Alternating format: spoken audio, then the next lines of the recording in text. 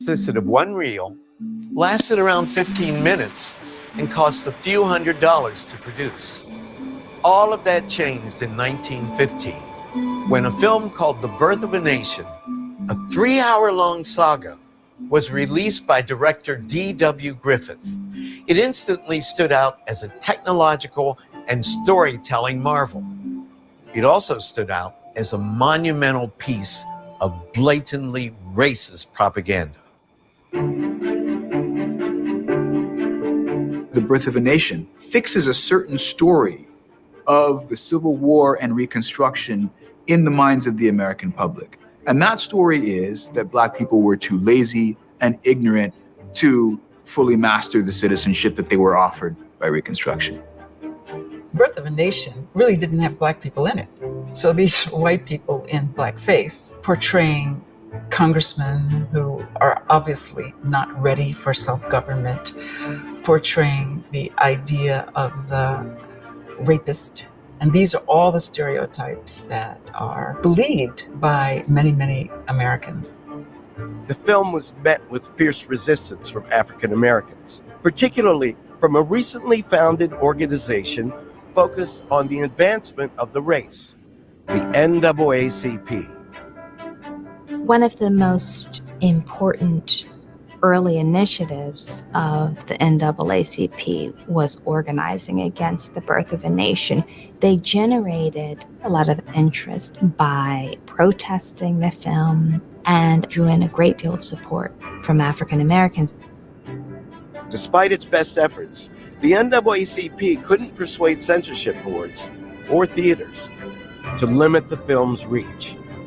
But the young organization gained national prominence because of this campaign.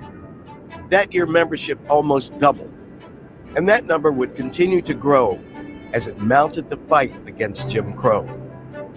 Those activists dissented at the time, and those dissenting voices were always there. They were there during the darkest periods of American history. And remembering that tradition, to me, is almost more important than remembering the failures and the losses and the terrorism that Black people faced.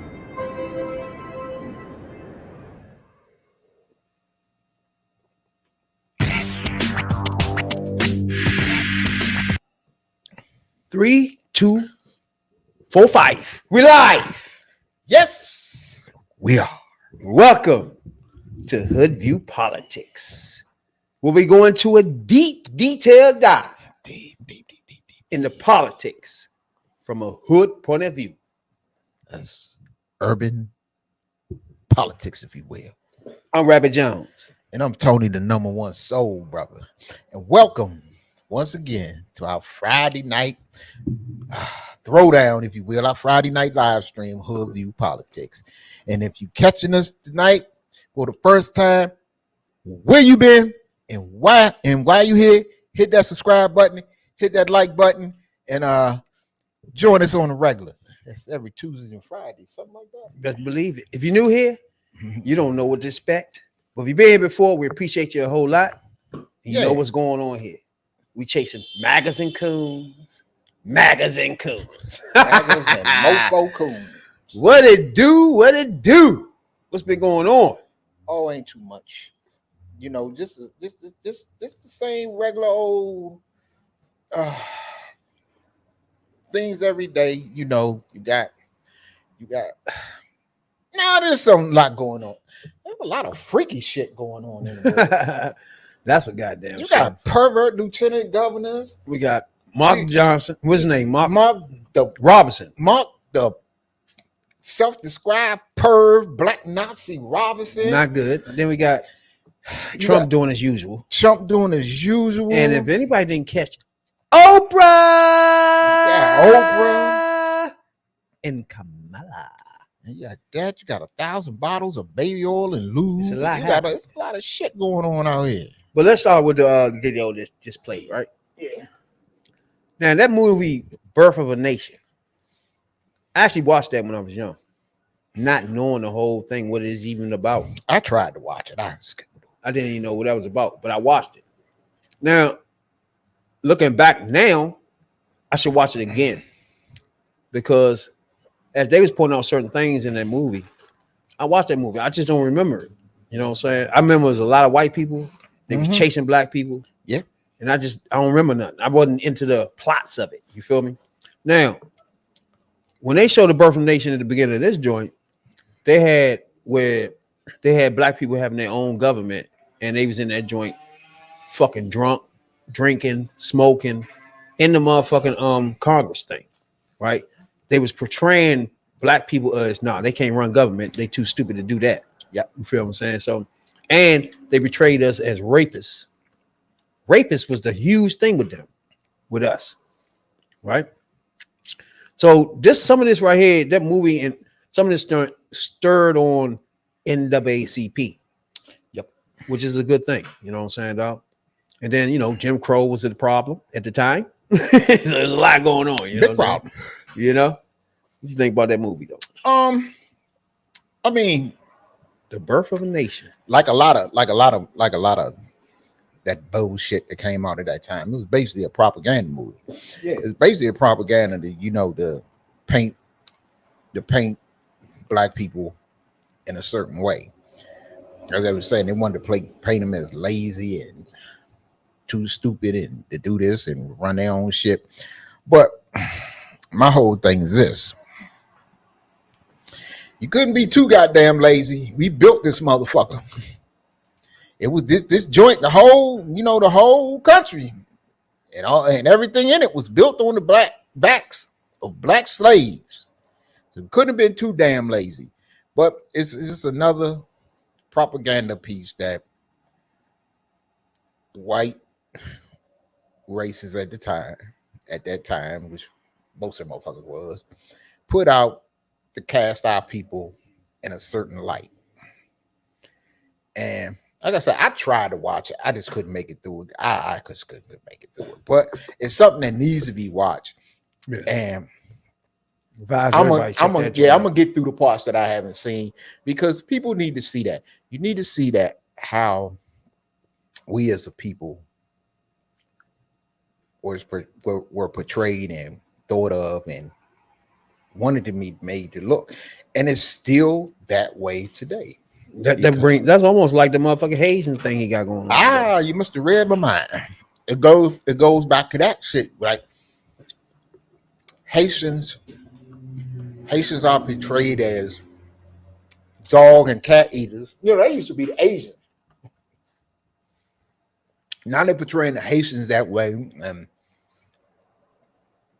they wanted to portray back then they called Indians redskin. Yep. But they was more closer to Indians and Hispanics than they were to us. But it was always the Indian was always the red man until they decided that we want to make that offensive now. Because I was watching what's that motherfucker with the mask? Lone Ranger. Man, my favorite, I'm about to say, one of my favorite jokes was Lone Ranger. The Lone Ranger. He called the Indian the redskin or the red man. Always did. Yeah. Then it gotta be now it's a motherfucking. And he had a motherfucker's right hand man, Tono, whatever fucking name was. Oh, Tonto. Yeah. So what I'm saying is, even at the beginning of time, other cultures were way more accepted than ours. Yeah, but you notice now, what I'm noticing now is everything that they pushed off, they tried to push on our people as black people. They're now pushing on other cultures now. And when we're going to get to this, but they're now where one time was as black people was the rapists and killers and all this shit. Now it's the Mexicans are the rapists and the criminals, and now the Haitians are the one time Asians were killing cats and dogs and eating them and selling them to people, and now it's the Haitians. It's shit. It's just everything. They're taking everything and putting it on another group of people, and that's. If you look at this stuff, moving the joint, If you look at this stuff, game plan, you will know what Kamala Harris means when she said, "Look, this is the same tire playbook." because it's the same type playbook, and she's right because it's the same thing that they use to say against black people. Because remember, we were the original other. Exactly. The black people, the original other, except they brought us here, and they realized in doing so they fucked up. But black people are the original other, and now they're just taking everything that they used to try to put off on black people, they're putting off on other cultures, and it's the same shit.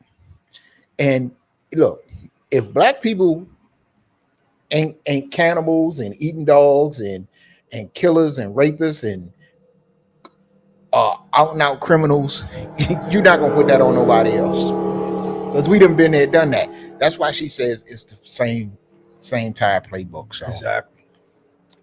And look at it. here's the stand that I want to make. Same thing, because all you're doing is taking out one group and just sticking in another one. Yeah, But you're saying the same shit. yeah. As we could prove, that we just proved in the old ass movie, Birth of a Nation. Mm-hmm. So our whole goal was to just prove to you that when he started with this Haitian shit, that's an old playbook. Yeah, it's the same old shit. It's just a remix. It's really old, bro.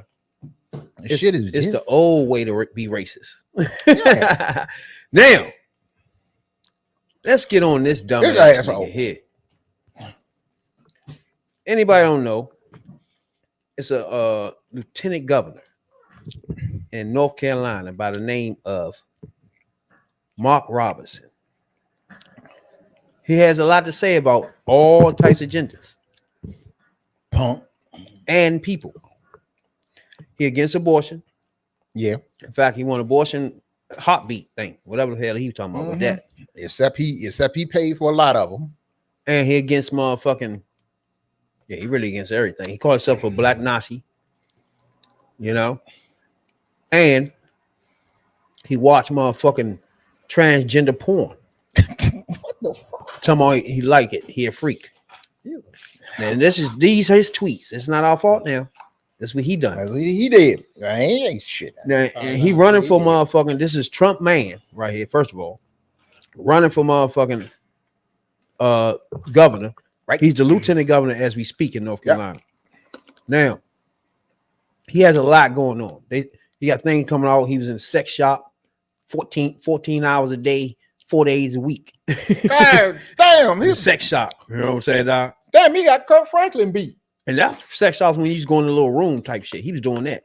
Oh, he's a perv. He said himself he's a perv. And he used to be on these little websites and shit. That's why they caught his motherfucker. CNN had a motherfucking joint about him. And they caught him on that bullshit. You know what I'm saying? So what do you think about this nigga, bro? When I think about him, I think he ain't shit. I already thought he wasn't shit. Because of a lot of shit he been said. Exactly. Then he the same one talking about some people that need to be killed and all that shit. Look, bro. He was a dumbass. And now it turns out he was a dumbass pervert. But all right, first, this is the first jackass thing he said right here. One of the early fuck up things he said. I thought about this a lot, Jeff, and if I had all the power right now, let's say I was the governor, I had a willing legislature, we could pass a bill say you can't have an abortion in North Carolina for any reason. Passing a law is one thing, and certainly I'd love to pass a law that restricts abortion. I'd love to pass a heartbeat right now. Love to see a heartbeat bill proposed in our legislature. Working on. Now, right there, what you heard was somebody say, "Amen." mm-hmm. And that's the whole big point of this. It's an audience for this shit, right?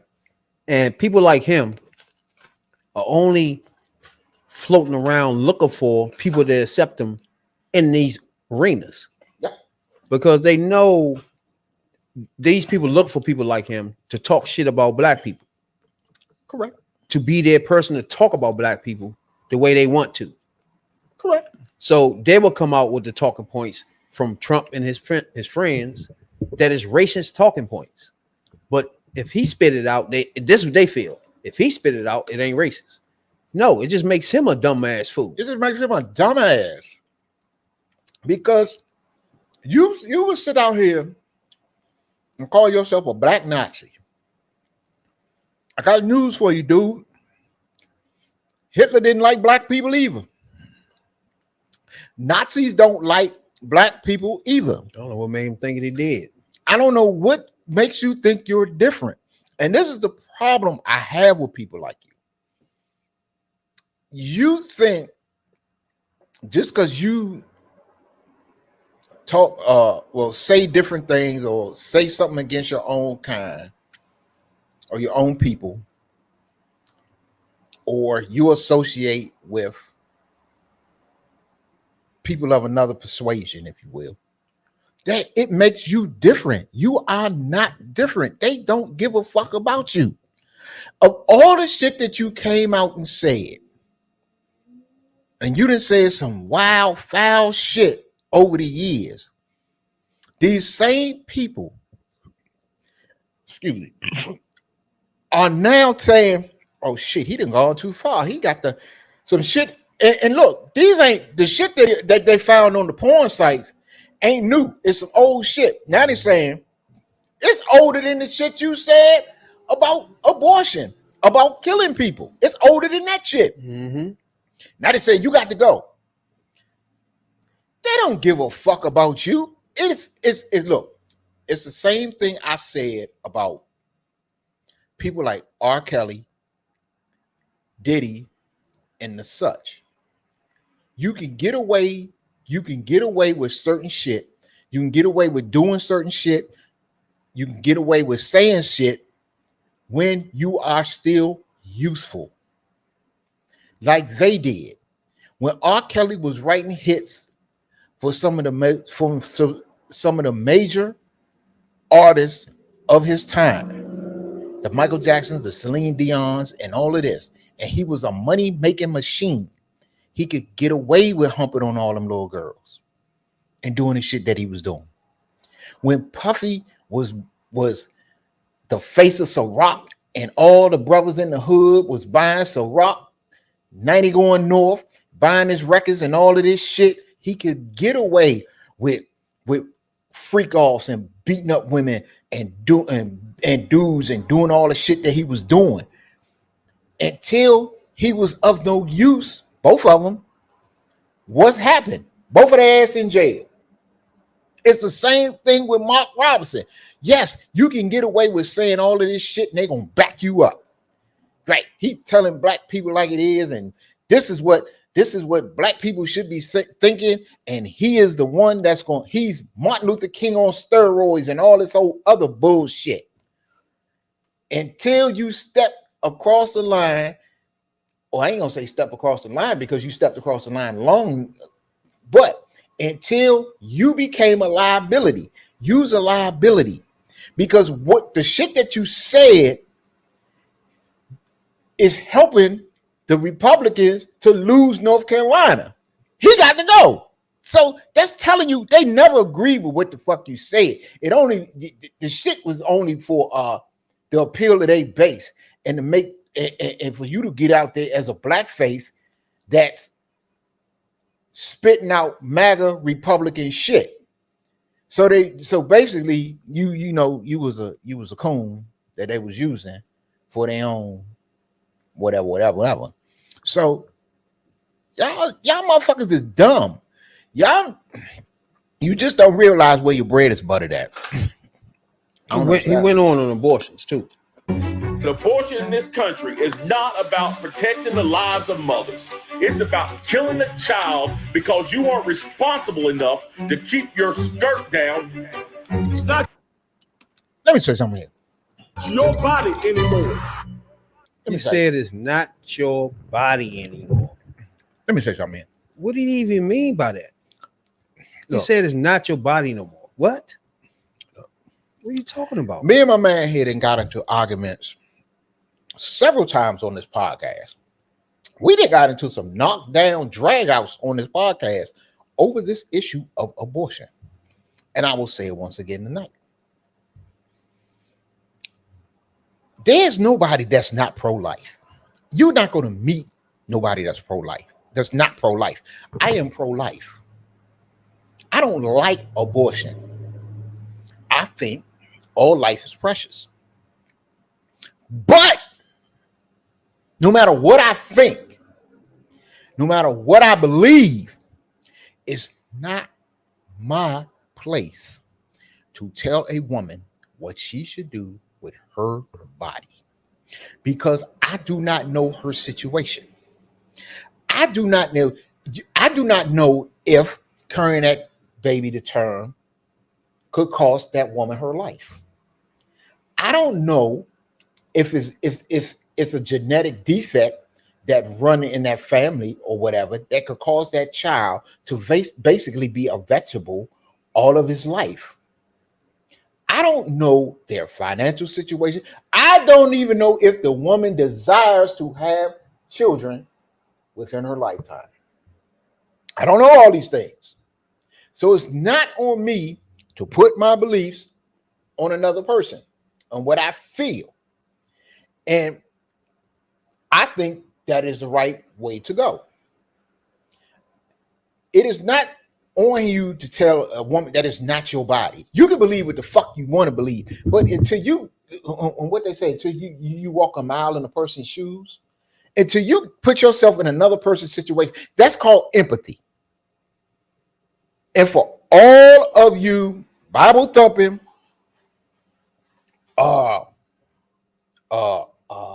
evangelicals,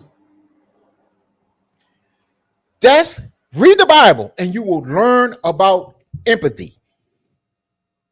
That's the problem. You don't put yourself in another person's in that other person's place. You want to put your beliefs on somebody else. It's not our place to put our beliefs on somebody else, because guess what? And reading the Bible, and I done read the Bible several times in several translations.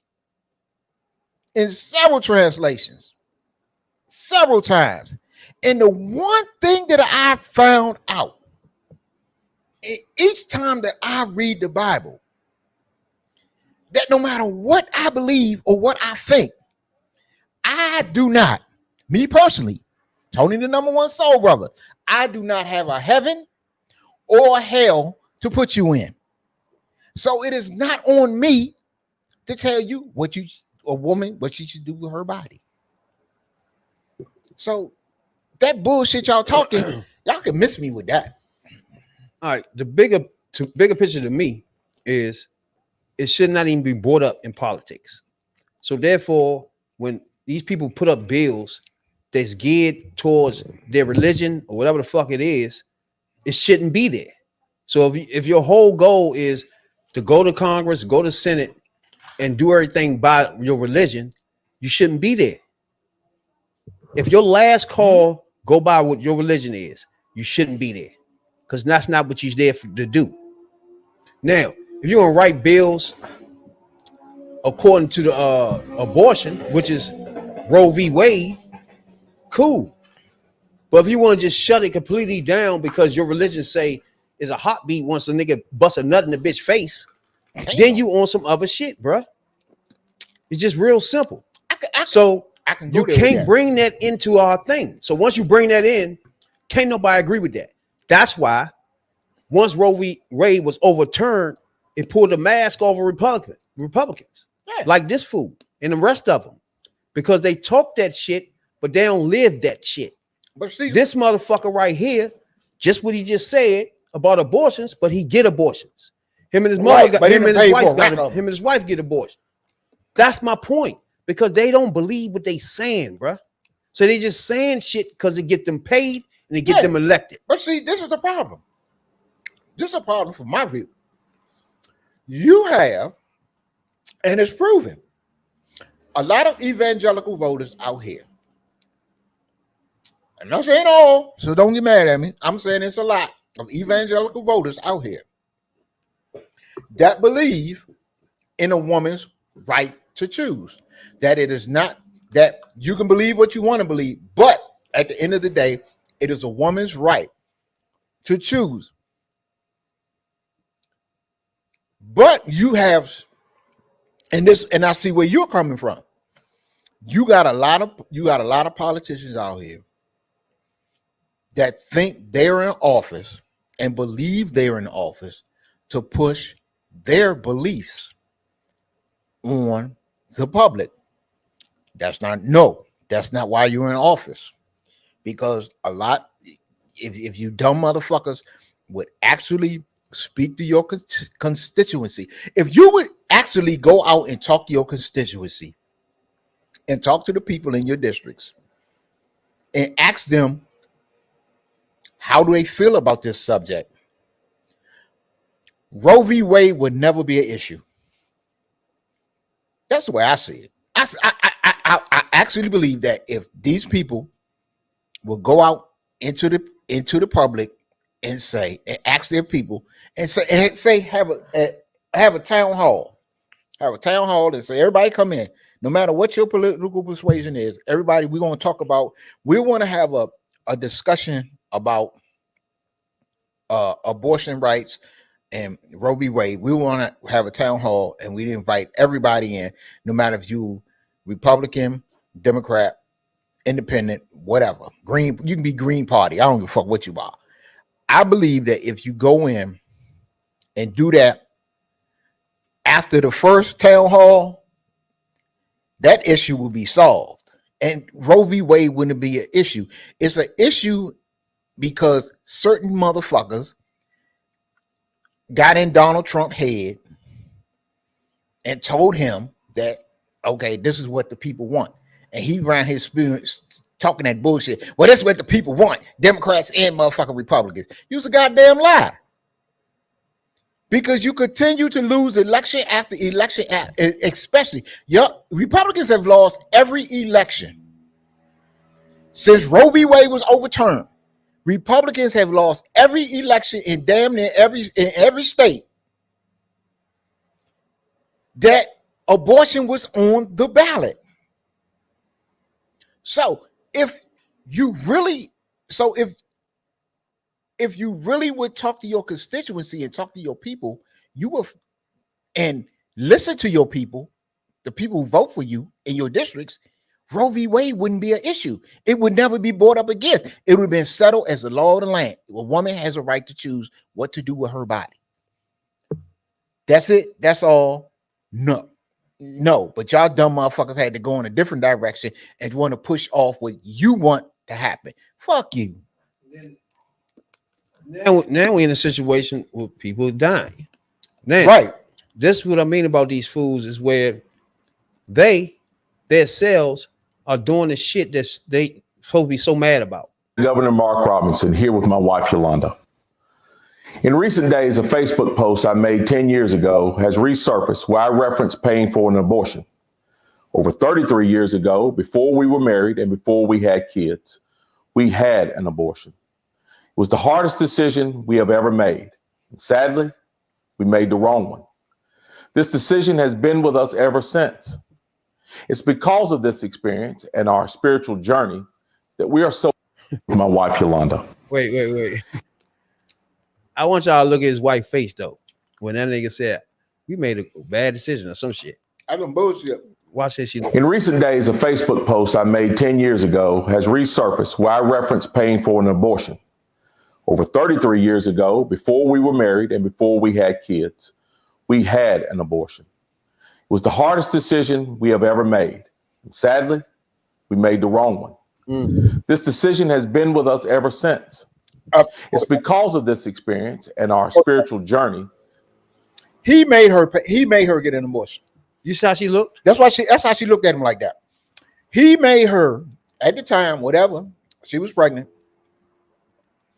And I don't know what his situation was, and he probably was trying to run for something. Yeah. So at that time, I think he didn't want no kids, or he probably didn't even think he was going to be with her or marry her or whatever. He didn't want to. And he made her get an abortion. That's why she looked at him like that. Exactly. And she got that. Come on, bro. Yeah. Look, I ain't tell you to say that either. That we are so adamantly pro-life.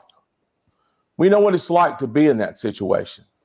And we know the pain that an abortion causes. For everyone that has had this experience and carries that burden, we want you to know you are not alone. Furthermore, we have a Savior who forgives us of our sins. and offers us grace. Yeah, we do. No one is perfect, but no one is too far gone to be saved. We felt the need to speak with you directly because this issue transcends politics. Our hope is that by telling our story, that it may change the lives of others. To everyone who has reached out to show us and our family support, thank you, and may God bless you all. That was some old bullshit. That was a gang of bullshit right there. Look, bro. I think this. And a lot of politicians would be wise to listen to what I'm fucking about to say. Look, when we are young, we make mistakes. When we are young, we don't know no better. When we're young, we haven't lived life long enough to know what we should know and what we will know. Bruh, just out there, you dumb motherfuckers, just out there, step out there and say, at the time, look, if you made a mistake, you made a mistake. But don't get out there and say, okay, you know what you know what the fuck an abortion was when the fuck you forced that, when I believe you forced that abortion on that woman. But these people scream out screaming they against it. But Like, you heard what you against just it. said? Okay. You said no abortions, heartbeat or some shit he said. You put your skirt up or some bullshit. Yeah, that's my point. My point is, okay, you say that when you and your girl went through that back in the day, it was the hardest decision you made. You two had to make in your life. Okay, I can live with that. But now, tell me, what do you know now that you didn't know back then that made the decision so hard? That's where you lose me at. You say, man, man, it was painful. It was hard. Oh, we was fucked up for years and all of that. What do you know now that you didn't know back then? If it was so painful then, okay, what? And you still did it. It was painful and you still did it. What on top of that made you change your mind the way you feel about abortions? I mean, that's just me. And, you know, everybody out there looking at, I hope y'all understand where I'm coming from. The fact that he had to make a video talking about that shit proved the point that, bruh, you gotta let people do what the hell they want. Then you get out there and lie, you look so fucking stupid. Right. Now, if anybody don't know, Oprah had a little town hall with Kamala Harris here. You know what I'm saying? Kamala Harris. Yeah, she do it better than me. Yeah. You know what I'm saying? Yeah. Did you watch the joint? Nope. At all? I watched clippers at it. I watched clippers at it. I wasn't in last night, and then I was trying to get it on my phone, but my damn battery. My battery went dead, but I caught some clips. She touched on I caught some clips. Abortion in itself too.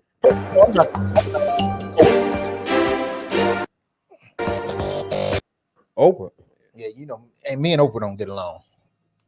I'm to step up, you know? Well, the moment you heard, I mean, I really have been saying to people, it felt like a veil dropped and you sort of stepped through that veil. Did you feel like that?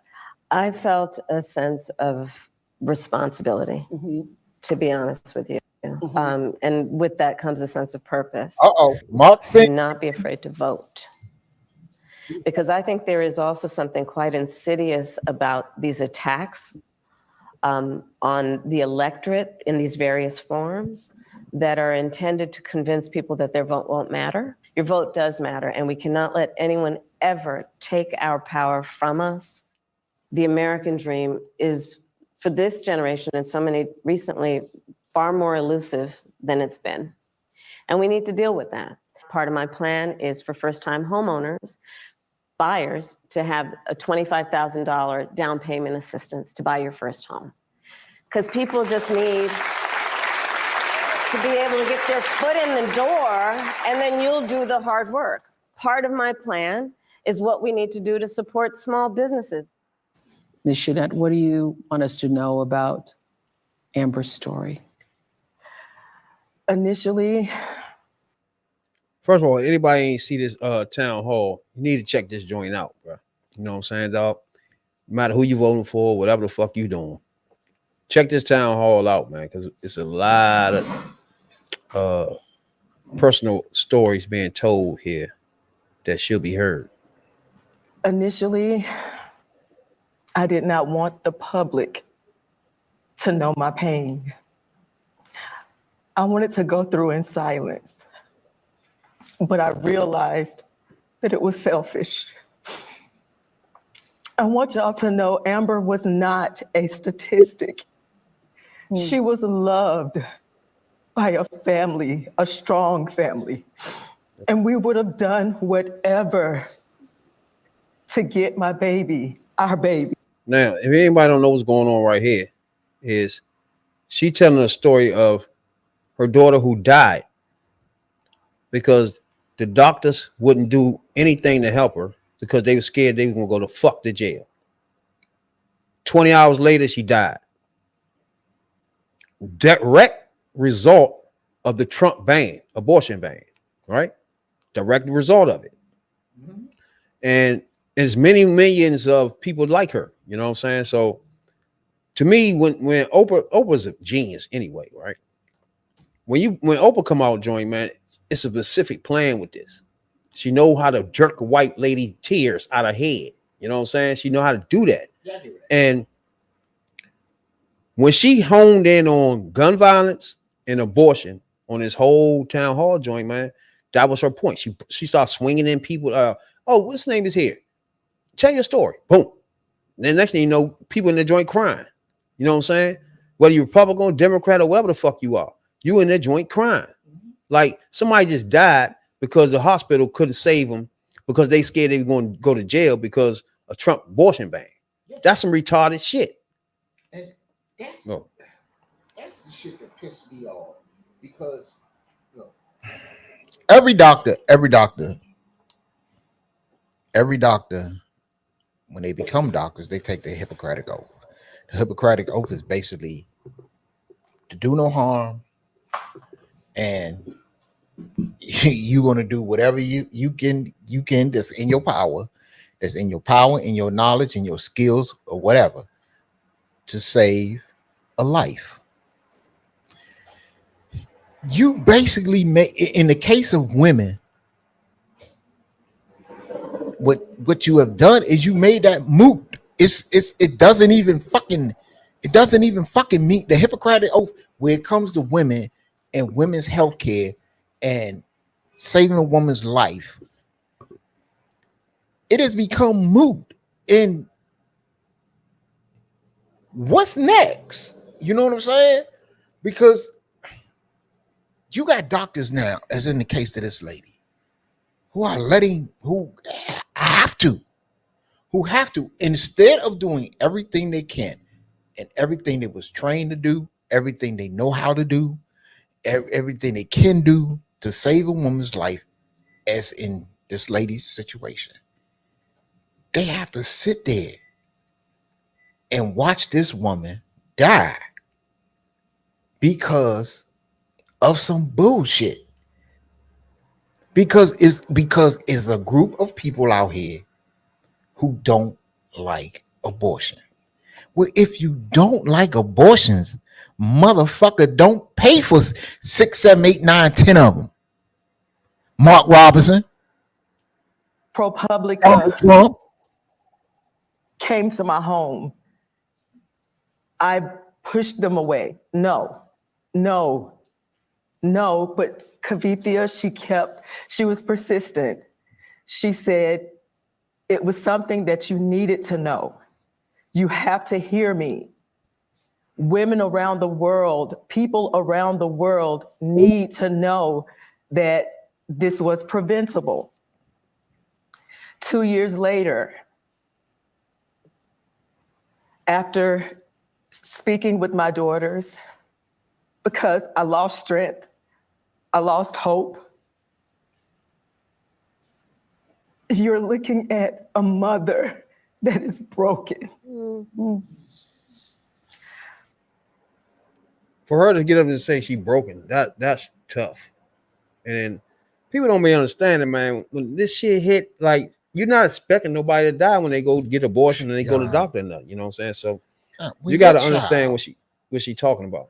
When your child, you have to bury your child, and it could have been prevented, and her death was preventable. Her death was preventable, and you have to bury that child. You damn right that woman broken. That mother is broken because of Donald Trump and MAGA Republicans. You got a mother out here who has to bury her child. No, the child don't have to bury the mother. The mother has to bury the child because you took away. Just think about this. You took away from the daughter a right that the mother had for most of her life. That if for the most of the mother's life, if the mother was in the situation that the daughter was in, the mother would have got the care that she needed, and it would have probably saved her life. But you took that right away from the daughter. You damn right that woman's broken. Because that's fucked up. Just think about that. That for most of that mother's life, the majority of that mother's life, if the mother was in the same situation as the daughter, the mother would have went to a hospital, doctor, hospital, wherever, and got the care that she needed, and it would have saved her life. With no problems, nobody wouldn't have thought twice about it, and she would have just got the care, went home, healed up, and went on about her life. But you took that right away from her daughter. For what reason? For what reason did they do this? That's fucked up. The worst pain ever that a mother, that a parent could ever feel.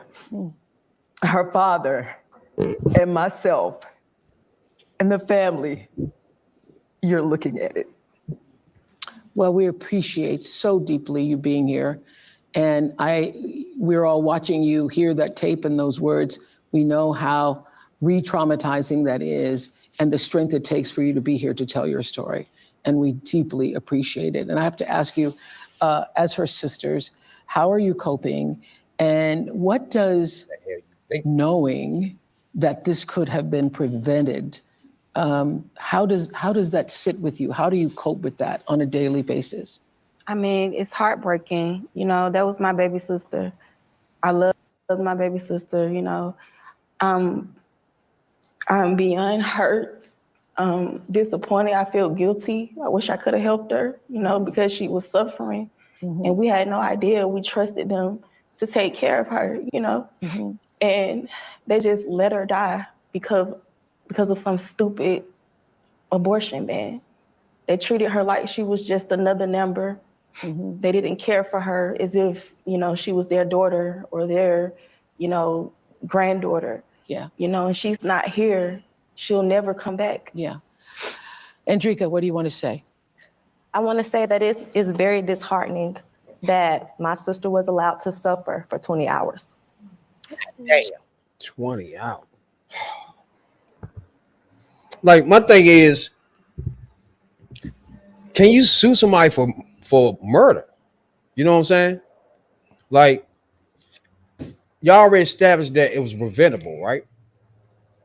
So who let it be prevented? Who let it happen then? But the problem is, So if it's preventable, who stopped it? Right? the people that overturned So Roe v. Wade.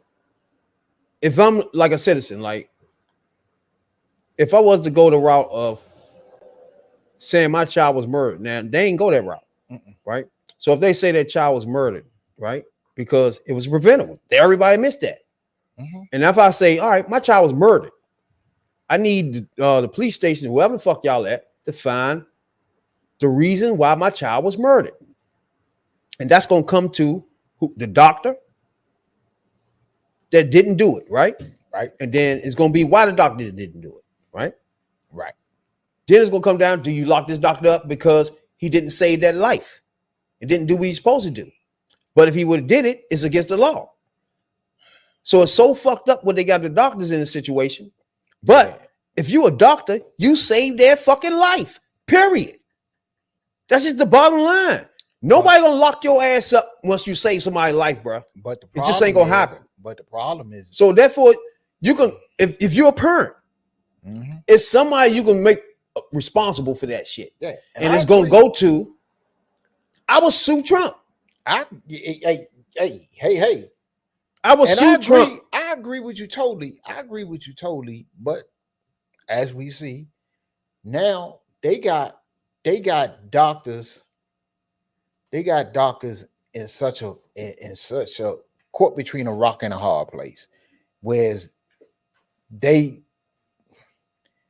scared to do their job because they think they're going to get locked up. They think they're going to jail. They think they're going to be prosecuted and all of this.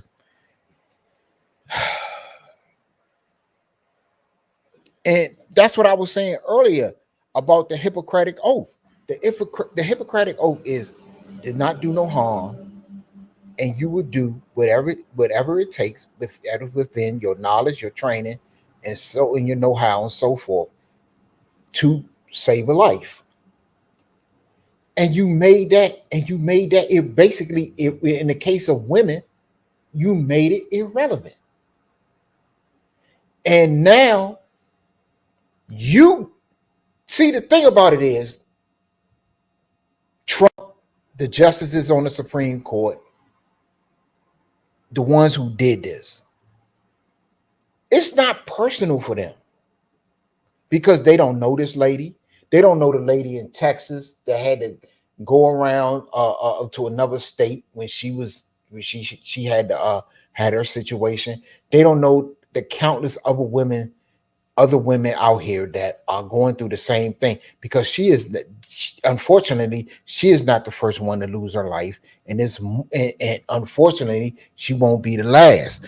But see, it's not personal for them because they don't know these people. They don't know. They don't sit down and talk to that mother, them sisters, them families. They don't give a fuck because them people is never going to reach them, and they're never going to allow them people to reach them. So they just going about their business. But for them families, that family in particular, man, that hurt lasts a lifetime. That hurt lasts for the rest of them lives. That's why, when this shit went, like I said 1,000 times, I remember the day that Roe v. Wade was overturned, and me and you, we did an emergency pod that night. And I said it then, and I say it now. This is the reason that Donald Trump has a woman problem, and especially a young woman problem, because this was a young woman. And the clip you saw that young white lady, and you saw her face. It is so many more out there just like that. This issue right here, and they not stupid, no, not wrong or nothing for bringing it up, because it is a serious issue, because women are out here losing their lives, They're losing the ability to have children because some of these situations, a woman not getting the care that she needs will cause her not to have children in the future. And they will become, as J.D. Vance called them, childless cat ladies. Exactly. Also, that is a problem for them. And it's going to get worse and worse as the motherfucking election. We're almost a month away. We're like a month and a week. Their ass is Friday ass. now, anybody didn't see that town hall, like I said, check that joint out, man. Yeah. It was so many people watching that. We talking like it was like 3 million people watching at the time. You had 300,000 people on Zoom watching that shit. So a lot of people seen the shit, right? Yeah. So check that joint out because, like I said, it was so many topics they went into tear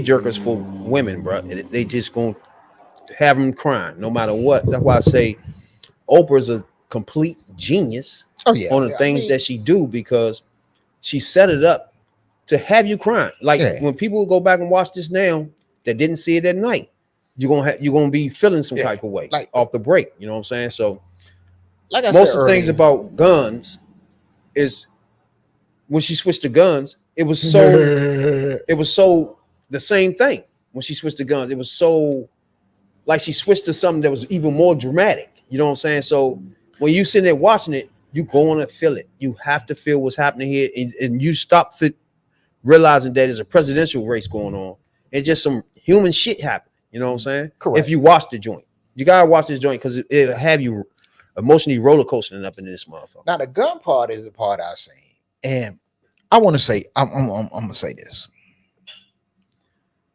What Kamala Harris did and is doing on the situation on the subject of guns is what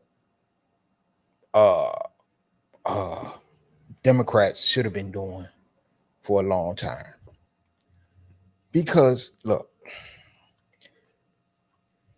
nobody is saying that you don't have a right to arm yourself to protect your family, to protect yourself, your family, your property, whatever.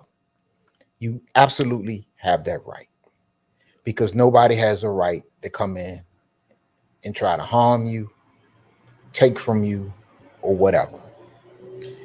No Democrat ever said that. But where in the messaging is where I think Democrats fuck up. And the message that what she's telling you is, as she told you in the debate, hold the fuck up. I'm a gun owner. And as she told you in this interview with Oprah, I'm a gun owner. You come up in my house off some dumb shit, you will be shot. But what she also is saying is, you come in here, I'm gonna tear your ass up. I'm gonna be within my right that if you violate and come across that doorstep with some stupid shit, I'm gonna fire your ass up. I'm gonna light you. I'm gonna put a hot one in your ass. But I don't need an AK-47 to do it. I don't need an AR-15 to do it. I don't need nothing that holds 60 rounds. I don't need all that shit. But I'm telling you this much. If you come across that doorstep, I got enough. I'm gonna bust your ass. No. And that's what she's telling you. It is some shit that doesn't need to be on the street. She's telling you, I got enough to protect myself. I got enough to protect my family. I don't need all this wild ass shit that they going up and shooting up these schools and killing these kids with. Now, I disagree with that because only a part about the Democrats because they all said they had guns. They all said that shit. Now they never said they'll actually shoot somebody. You know what I'm saying? But I think that's gonna have some backlash on it too. Only from Republicans though. They can try. They all, Hillary, Gore, they all said they had guns. They all Hillary said the same thing. Yeah. So it ain't that. It's just that She more blunt. She not hiding from the topic itself. You know what I'm saying? They'll say that if somebody asks them. She's coming out telling you what she's doing with guns. You feel me? I'm a gun owner, this and that. You gotta pry that out of Hillary and them. You feel me? That's the difference right there. Now, it was hard for you to do with Curry and Gore on them because they was actually in the military. You know what I'm saying? So they automatically, you can't just, but they still got painted as liberals, want to take your guns. But when they get down to different levels of why the gun, like you said, automatic guns, do anybody disagree with those being banned? No. Going in these schools is a problem. Now, when this is a part where she is a little girl on the joint. She came on the joint. She was in one of the schools that got shot up, and she came here to tell her story. Yet another horrific school shooting. Watch this. 10:30 a.m. at Robb Elementary in Uvalde. The school is recognizing my 10-year-old daughter, Lexi, for receiving all A's. 30 minutes later, a gunman murders her, 18 classmates and 2 teachers. In the last 25 years, there have been 417 school shootings in the United States, and more than 383,000 students have experienced gun violence while at school. More children and adolescents are killed by guns each year than anything else nationwide. Just 2 weeks ago, Appalachia High School in Winder, Georgia, became the latest area to face every parent's worst nightmare. Tonight, breaking news as we come on the air, the deadly high school shooting, 2 students and 2 teachers killed. Police and parents racing to the scene outside Atlanta. Oh my goodness. There is a shooting at my granddaughter's school. We had to drag our teacher's body into the classroom. We heard him take his last breath. We live in a country where 380. Okay, now before she talk, right? Right. All right. Just imagine that situation, right? Go back in school. You're sitting there. You're throwing paper at the main man up front. The teacher turning his back. You just playing around back there. And the motherfucker kicks the door in and start lighting the joint up, bruh. Yep. Now, the people that survive, you got to imagine that that ain't no situation a kid can just get over, bruh. No. Like, niggas in the street go through that a lot, and you can't get over that shit. Fuck no. PTSD. Like, ain't no fucking way a kid can get over a motherfucker busting in the door and shooting, killing people. Almost killing them. You know what I'm saying? So that is a tough situation right there with the school. It's a fucked up situation all the way around. You know, especially when you got a coward that go and kill little kids. But I'm gonna back up for a minute. Because look, I see where you're coming from, but look, Democrats have to. This is me. They have to take the gun situation by the horns and say, look, we're gun owners too. And some of this shit, you know, is unnecessary. And you know, some of this shit that's on the streets that y'all letting on the streets is unnecessary. Yes, we believe in the Second Amendment. We believe in, you know, the right to protect your property and protect your lives and your family. But do we really need all this crazy shit out here that people ain't using to protect their family? They're using to go out and kill and shoot 500 people at a music festival. They're using it to go into a supermarket on a Saturday morning and shoot up black people. They're using it to go into schools and shoot up kids. And I kind of see what, you know, which Tim Walz is taking the gun argument in a way that, and like you said, when Hillary and Gore and such talked about guns, you had to pull it out of them. But it's kind of refreshing to see a Democrat that jump out there and say, hold the fuck up. I'm a gun owner. And I agree with a lot of gun owners out here. And I disagree with a lot of the shit that the NRA saying. You don't need all this shit out here. If you come up in my house, yes, I'm going to protect my family. I'm going to protect my property. I'm going to protect my well-being. But it's kind of refreshing because what you're seeing, this is what I'm seeing from Kamala Harris. Well, I keep saying Kamala Harris. This is what I'm seeing from her. I see that she takes a lot of the issues that and the stances that Republicans used to take, and she's making them her own. She's like, hold on, I'm a gun owner. Yes, I'll protect my. You come up in my house, yeah, you won't get shot. We'll talk about it later. On the border, she took the border back. She basically even took a lot of situations on the border back from Republicans. And she's saying that, hold on. Some things we might differ on, but the basics on it for real, we don't differ on. You come up in my shit, I'm gonna bust your ass. Everybody can agree on that. Now, let's get to the point of getting some of this dumb shit off the streets. Whereas, yes, you will have what you need to do. You will have what you need to have to protect your family and your property. But all that extra shit y'all talking about, miss me with that shit. Have been exposed to gun violence. Now just sit with that number for a second. It's a number until it's your child. This is not normal, y'all. Yep. This is not normal, and this is not right.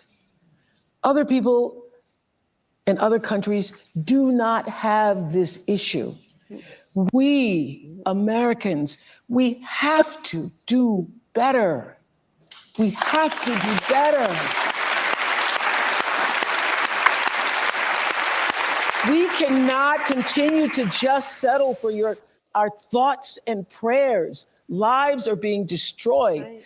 15-year-old Natalie Griffith and her parents, Doug and Marilda, are here. And Natalie, we are so sorry to know that you too have been added to that number because you were in algebra class when you were shot twice by a 14-year-old fellow student.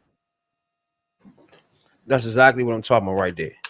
She in the classroom in algebra and get shot twice in the classroom. We're so glad that you lived to tell your story. And so how are you tonight? Well, before that thing, the video, I was very happy. I still am very happy to be here and to tell my story and what happened, because it was a terrible thing. Mm-hmm. And it should not have what's it called?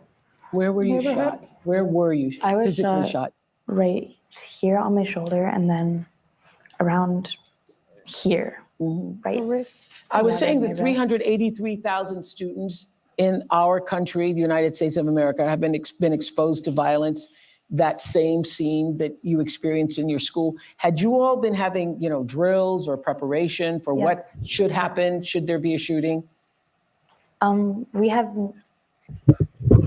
I've had intruder drills and fire drills and stuff.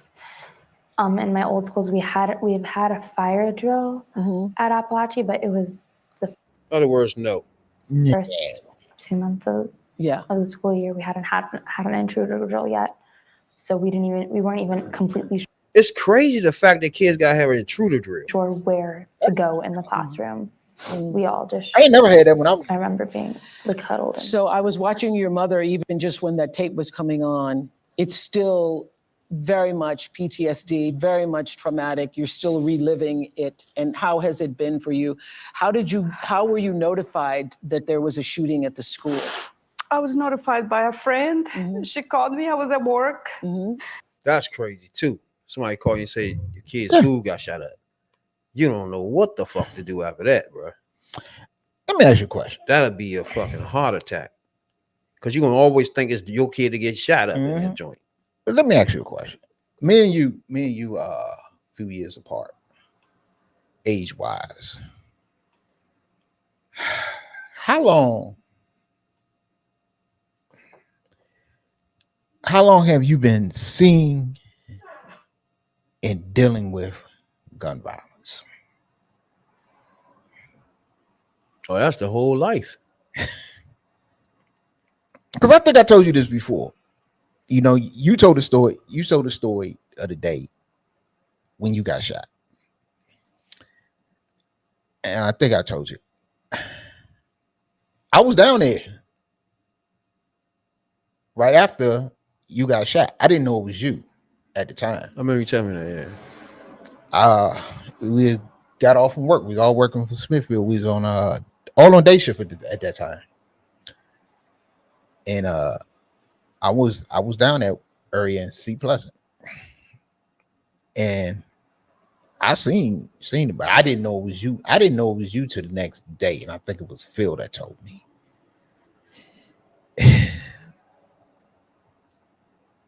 I'll be 54 years old on Sunday,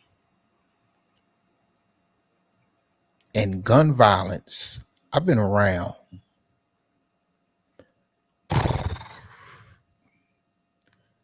I'm going to say over 44 of the 54 years I've been alive.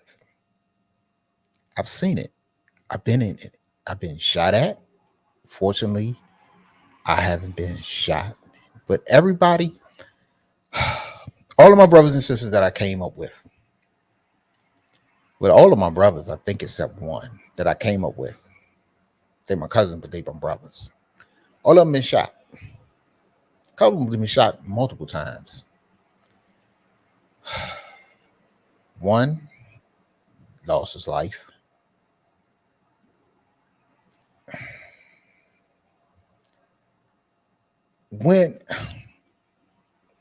Look, folks, when we tell you that we have skin in the game,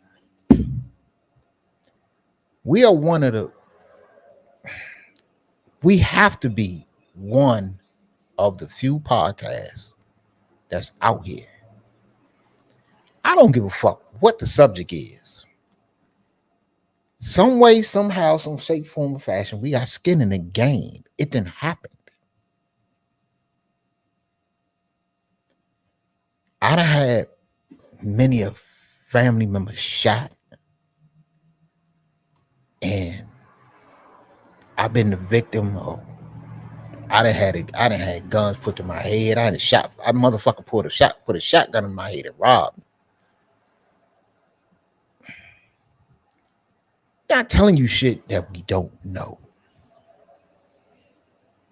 And for, we'll tell you, we brothers have been out in the streets and we done did our thing. And like I said, I did 2 bits,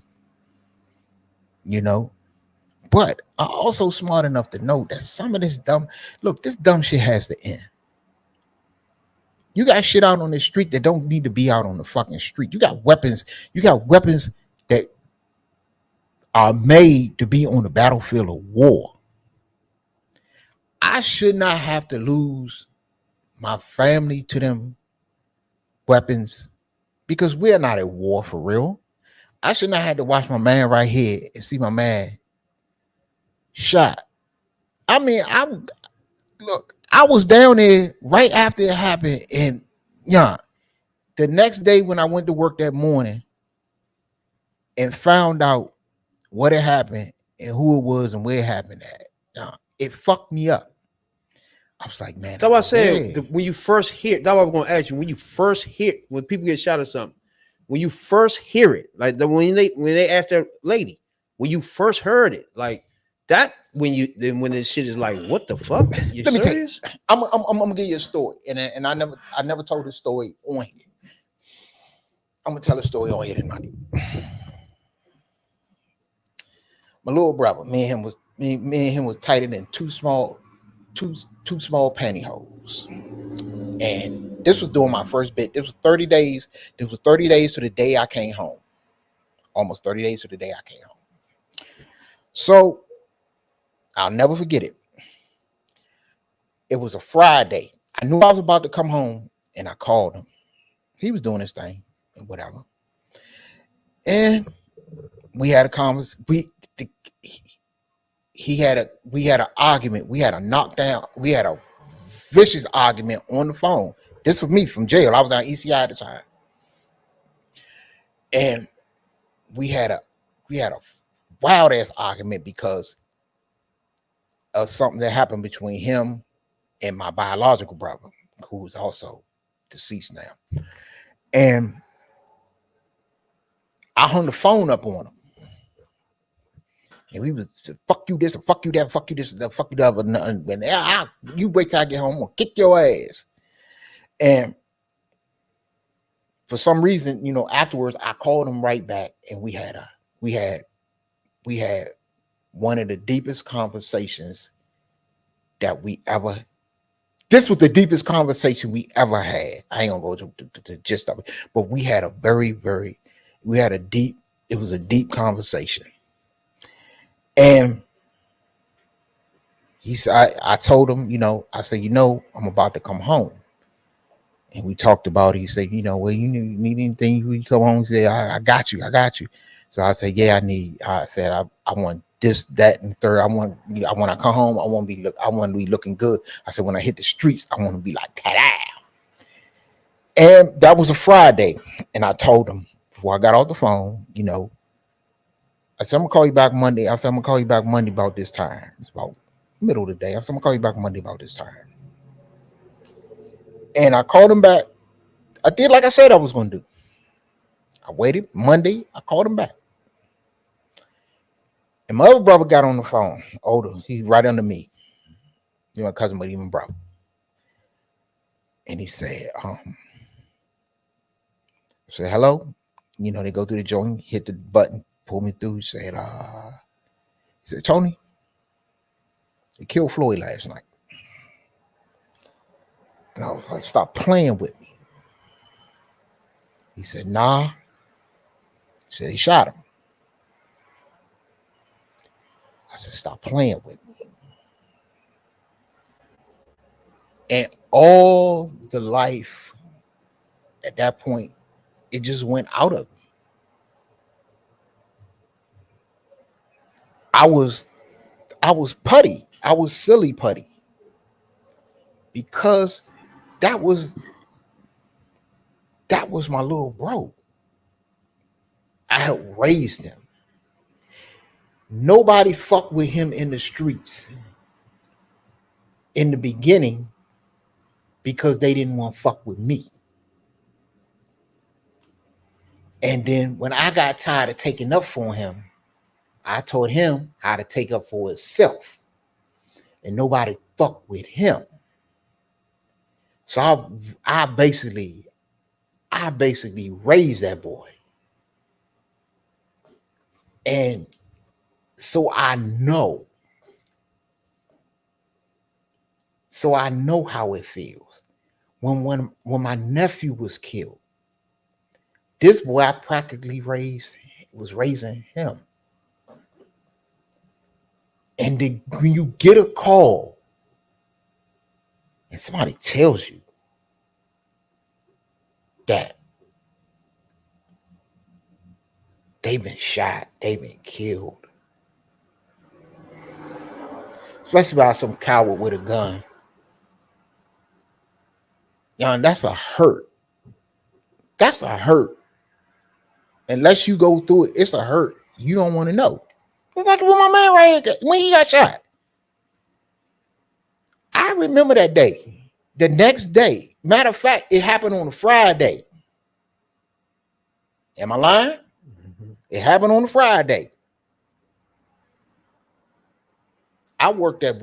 I don't even know if I worked that weekend, but the next day we went back to work. It was a Monday, and we sit around and it was Phil told me, man, you know what that was, and we all sit there because if you didn't know nobody in that plant, you knew who this dude was. Everybody knew the dude, you know. And yeah, like he'd sit there and tell you, me and him used to be, me and him like on here. We had knockdown, drag out arguments. We used to do the same thing in the lunchroom. Exactly. And we all sit there, man. And even, you know, among the other people that wasn't in our circle, wasn't in our clique, everybody was fucked up about it. Even motherfuckers in the front office. And he'll tell you, they hated me just as much as they hated him. Most definitely. But look, when you go through something like that, that is a hurt. It's a real bad hurt. And especially when it's unnecessary. And people out here, and these people out here, I'll say it, most of these motherfuckers with a gun ain't got no heart. Oh, yeah. That's the whole point of that. Oh, they ain't got no heart. And when you hear about stuff like that, like we said, as soon as you hear it, it's a crush.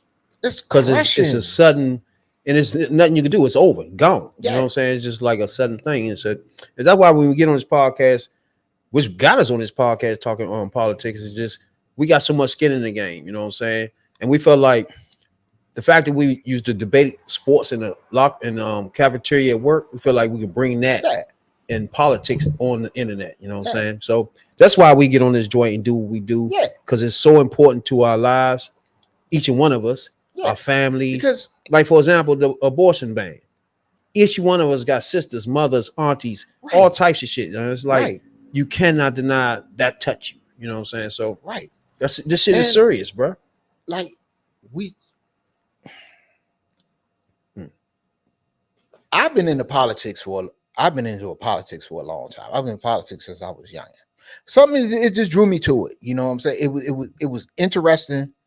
I found it interesting in my early teens, and I really before that, and I always kept up with it. When I met this guy right here, he one of the few people that I still know to this day that is in the politics like I am. Everybody is boring. They don't understand. But if you care about your life and you care about the life of your family, your kids, whatever, then you should make it a point to understand. And that's the purpose of this podcast. Is like it's a lot of podcasts out here, and they can break it down and tell you what's what and explain things to you in a certain way. But it is very few podcasts out here that's geared to the people who really need to hear this.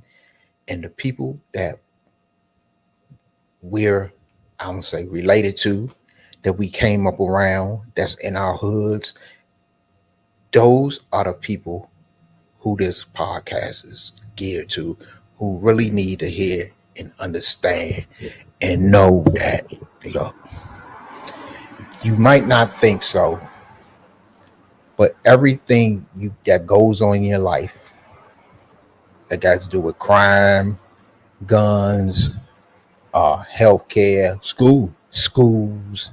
I don't give a fuck what it is, what the subject is. It's affected by what goes on in your school boards, your mayorships, your governorships, your senators, your representatives, the White House. All of that is affected by this. And I'm not saying that you need to spend 24 hours or 12 hours a day in it, but you need to spend a little bit of time, if it's no more than an hour or so of your day, even 30 minutes of your day, checking out your news, checking or reading the paper, or even online or whatever, going on YouTube and checking out what's going on, because a lot of the rights that you have, the rights that we have, our parents have, our kids won't have under folks like Donald Trump. Pick up Project 2025 somewhere. Pick it Read that up. motherfucker up. Yeah, a lot of the benefits, a lot of the programs, all of that shit is they're trying to cut out the things that are out there to help people who need help. See, this is what people don't understand. They're quick to give tax cuts and bailouts to people who don't need it. But the people who need it, they don't want to give you shit. And the ones that they don't want to give you shit, they don't want to put nothing in your communities that'll help bring jobs, bring growth, bring anything to those communities. It's fuck those communities. But they'll tell you that people who live in the 1%, millionaires and billionaires, they'll try to convince you that these people need tax breaks, or they need tax cuts, or they need these certain benefits, deregulations, so they can give the people, the other 99%, jobs and benefits and all this other shit. But every time they do, where are the jobs and the benefits? They steady taking from us to give to these few, but they don't never want to put nothing back.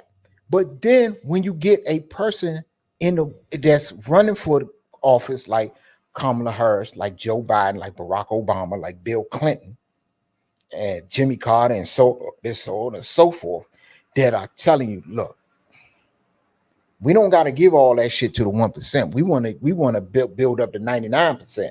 We want some of that 99% to jump up into the 1%. And that's where we coming from. But it's, she ain't did nothing for us. They ain't do nothing for us. They ain't black enough. They ain't this, that, and the third, and all this old other shit. But which one of the other presidents was black enough, and which one of the which ones that did what you so hard on a Kamala Harris or Barack Obama to do?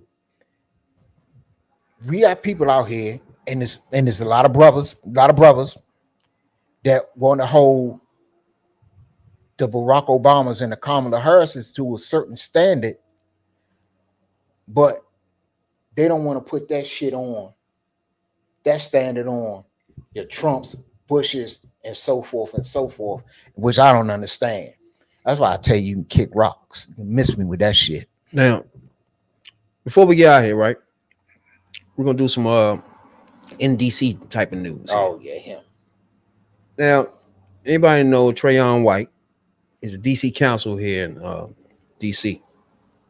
He has been indicted on federal bribery charges.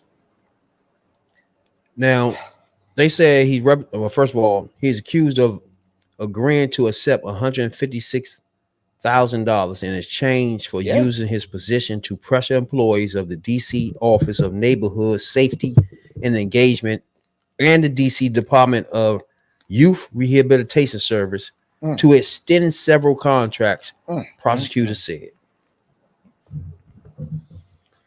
White received $35,000 in 4 cash payments to allege this scheme. He gone. He gone. But this is what I'm. This is my thing is now. First of all, he was a prominent motherfucking politician here in DC. Yes, he was. He won unexpectedly. I think he won 2 terms, didn't he? He on his 2nd term now.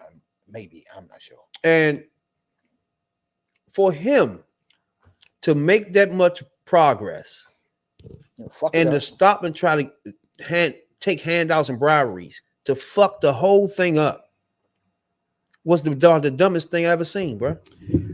This is my problem with that one. Because once it happened, it was a lot of brothers out here, a lot of brothers and sisters out there. Like, hey, they trying to take down the brother and this, that, and the third, and he doing this, he one of us, and all this. So look, I understand that part of thinking that he one of us, and you know that we got somebody, or you got somebody of your generation in office. But the problem is, they caught the mofo red-handed. We got him on tape with all this other shit. Yeah. Look, and that thing about he black, man, everybody black is not for us. Yeah, just like the fool in the Supreme Court black is irrelevant. You know what I'm saying? At some point, just because they black, that's not it. You just can't. This is the problem where especially in politics, that we can't get to where we need to be, because everybody, once somebody like Trayon White gets caught up, then they throw out that black brother shit, and you're not understanding that is other young black brothers and just sisters not taking bribery coming up that he fucks it up for them. He puts because of him, a bad bone gets pushed out on all these youngins out here that is trying. And one of the things that we try to put out on this podcast, we want the young, we looking for the up and coming politicians out here, the next generation. You fucking it up for the next generation. And then you got people, well, they shouldn't have did that, that's the brother, and all this. No. Look, at some motherfucking point, you have to say wrong is wrong. And that, no, we can't do that. Because, look, you're never going to get to where we're never going to get to where we want to be. Look, especially in DC. DC been trying to get home rule for the longest time. And the feds always, they'll give you a little bit, but they withhold a lot. It is because of shit like this. And then when the next person that comes, and when the next youngin that comes up, they got dreads, they got some swag, got some style that appeals to the young people. They're gonna look at that person a certain way because of the shit that he did. So that's the bigger problem about the whole thing, because he got his chance, he won, and you should have laid that as an example. Yes. You could have been moved up somewhere, but you fucked yourself with that bullshit. Yes. And that's another thing is, just like I love the black ladies, but only to a certain extent. If you doing dumb shit, you being sluttish or whatever the fuck, you set niggas up. We can't have that. I don't support you, but I don't give a fuck how black you are. We can't have that. So that's that with that. We do appreciate everybody, man, that tunes into us, man. Check us out, man. We're going to try to get more active on this joint so we can get to 500 subscribers. You know what I'm saying? That we're trying to reach 500 subscribers. So you be watching us, bro, and you ain't subscribed to us. You know what I'm saying? Just click the joint real quick, because it'll help us out. You know what I'm saying, dog? Yeah. 500 ain't shit. You know what I'm saying? We want 500, then we want 500,000. That ain't shit. And then we gonna do this damn thing. We do appreciate everybody that tunes in, though. You know, I'm about to say tooth. Don't say that. That'd be wild shit, though. Don't say that. But everybody, check out, man. Take your time out and watch these rallies. Go back and watch motherfucking the Oprah joint, and then watch Trump. He had a town hall with Huckabee. Oh, please. So check both of those joints out and come back and tell me what you think. You know, talking about politics coming from a view of the streets. You know what I'm saying, dog? You know, we're not coming from professional view. We're not lawyers. None of that shit that's on TV. You know what I'm saying? We come straight from the hood. The hood view. You know.